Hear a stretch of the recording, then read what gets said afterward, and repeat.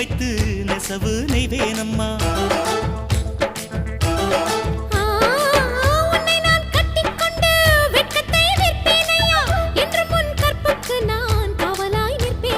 சேரும் போதும் கூடும் போதும் விடியல்கள் தொல்லையே. ஏலே ஏலே ஏலே மன்மதா,